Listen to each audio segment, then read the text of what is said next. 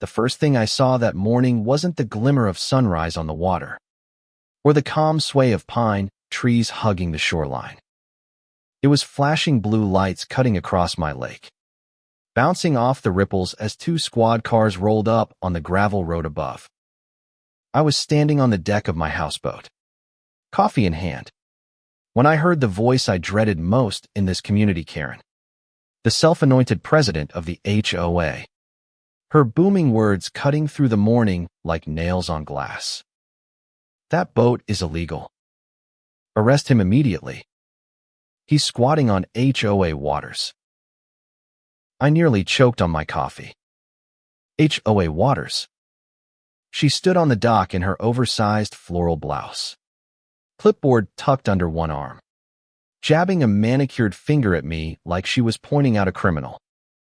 Her bulk and posture radiated authority she didn't have, and the two officers she summoned looked almost embarrassed to be there. I waved calmly and called across. "Morning, officers. Can someone tell me why you're trespassing on my property?" Karen exploded before they could answer.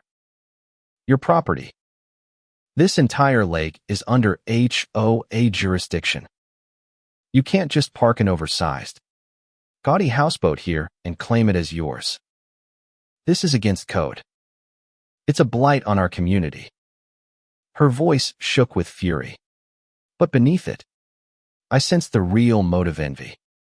She hated that I lived free on the water, outside her grasp. She hated that my home floated where she had no power to find, no bylaws to twist into her weapon. I leaned against the railing, the lake breeze cool on my skin, and let the silence stretch just long enough to gather every neighbor peering from their decks. Then I spoke, slow and clear so all could hear. "This isn't HOA property, Karen. It's my private lake, bought outright in a land deal signed and sealed 3 years ago. Every inch of water this boat floats on belongs to me."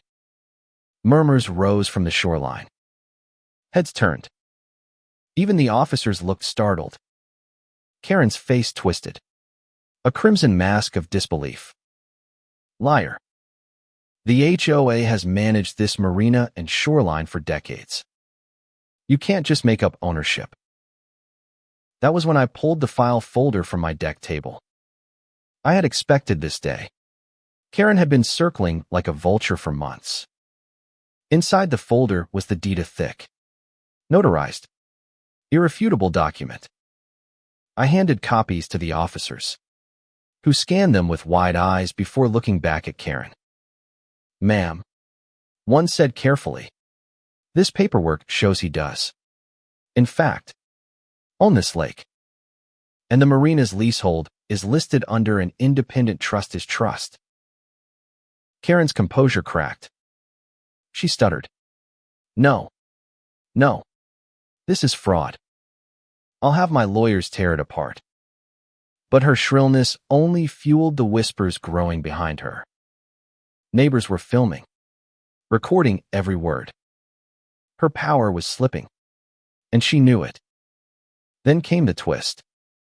While Karen flailed, a black SUV pulled onto the gravel road. Out stepped a man in a tailored SUTME attorney, flanked by a county official. He carried a leather case, the kind that spelled finality. He walked straight to the dock, unfolded a document, and announced in a voice loud enough for all, as of 7 minutes ago, "The purchase of the Marina property has been finalized. It is no longer under HOA management. Effective immediately, all authority rests with Mr. James Alden." He gestured toward me. The crowd gasped. Karen staggered back, almost losing her balance on the dock. You can't. This is our community asset. This is theft." Her voice was trembling now, the rage giving way to panic. But the official shook his head. "No, ma'am. The marina was privately owned, leased to the HOA. They defaulted on payments years ago.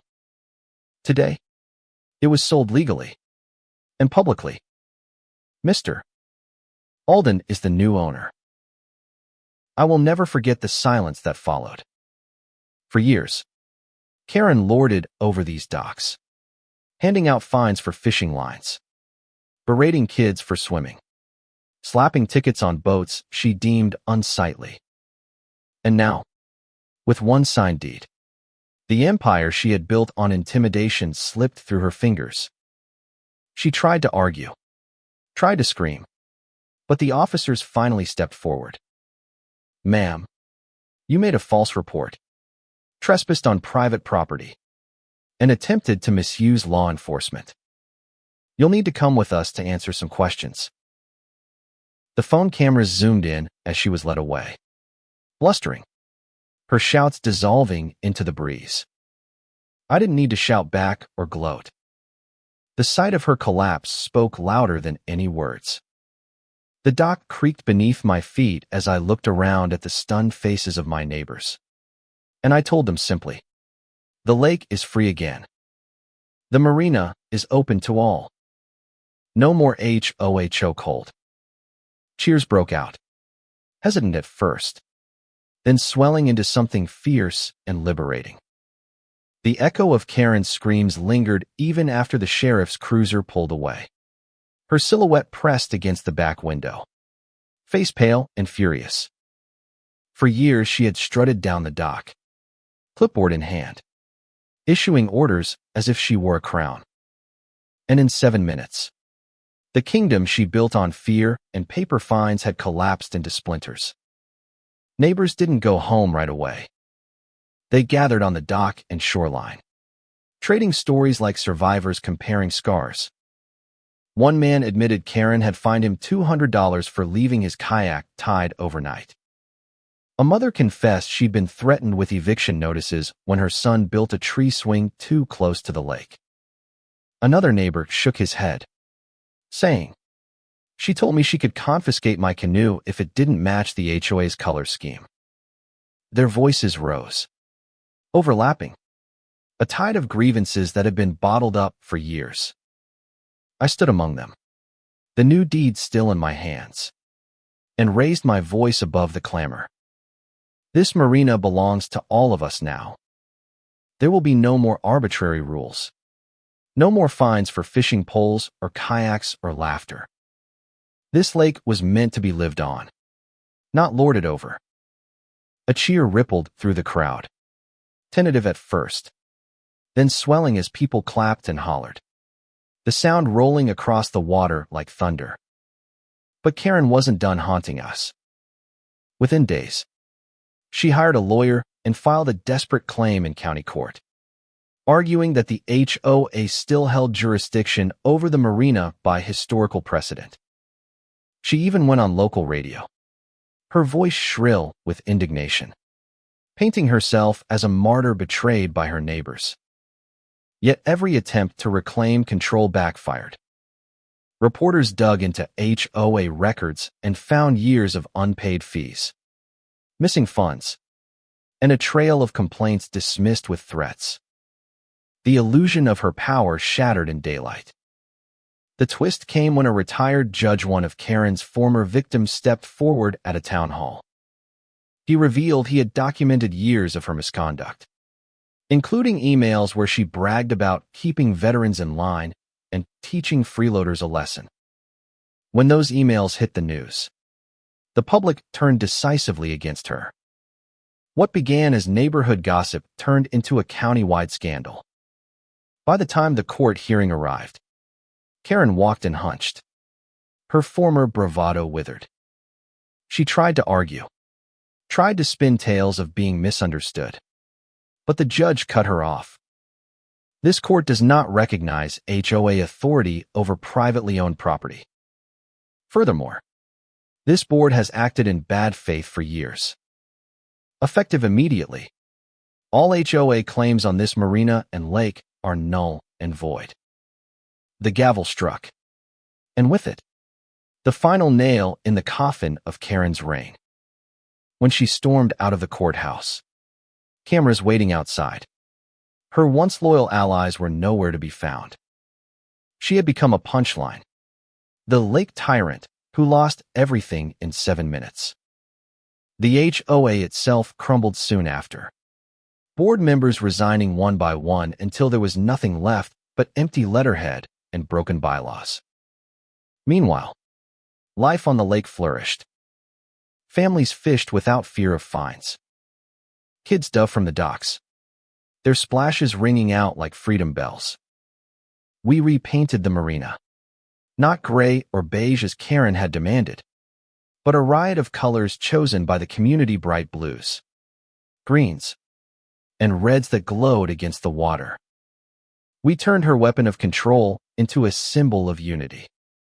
One evening, as the sun set in streaks of orange and purple, Riley, my wife, sat beside me on the boat deck. She leaned her head on my shoulder and whispered, "Your father would be proud. He always said this lake was meant to be shared." I nodded, watching the ripples spread, each one carrying laughter, music, and life. For the first time in years, the water felt alive again. Karen, last I heard, she sold her home under pressure and moved to another county. Her name a cautionary tale whispered in HOA circles. Some say she tried to start fresh in a new community. But the internet never forgets. Type her name, and the videos of her screaming on the dock play back in endless loops. Her downfall was complete.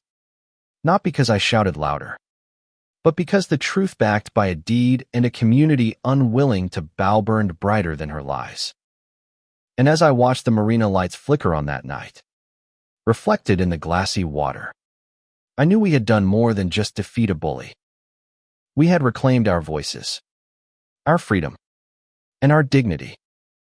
So I leave you with this question: when someone abuses power and hides behind false rules, is it better to compromise for peace, or to stand firm and expose them for all to see? What do you think?